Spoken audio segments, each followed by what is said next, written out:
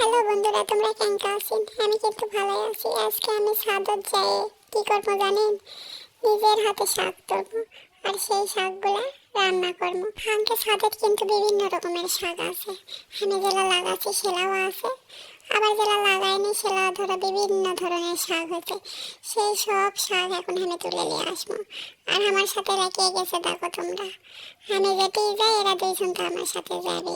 আমি সব শাকগুলা তুলে নিয়ে আসি, কেটে কুটে সুন্দর করে ধুয়ে পরিষ্কার করে লিখি। এলা আমি এখন সুন্দর করে ভাজি করবো। তোমরা কে কে ইনকারে শাক ভাজি খান? আমার কাছে এইভাবে শাক ভাজি কিন্তু অনেক ভালো লাগে। আর এই শাক ভাজিতে আমি না রসুন বেশি দিই। দেখো, কড়াতে আমি তেল দিয়ে দিল। তেল গরম হওয়ার পরে পেঁয়াজ মরিচ সাথে আবার গোটা জিরা কয়েকটা দিয়ে দিছি। দিয়ে সুন্দর করে ভেজে নেবো। ভেজে নিয়ে এবার শাকগুলা দিয়ে দেবো। শাকগুলা দেখতে এতই সুন্দর লাগছে, একেবারে টাটকা ফ্রেশ। আমার তো খেলে মনে হচ্ছে যে আমি শাকগুলা কাঁচাই খেয়ে নেবো নাকি। তারপর মনে হলো কাঁচাই খেলে তো শেষ হয়ে যাবে, ভাত খামো নাকি দিয়ে।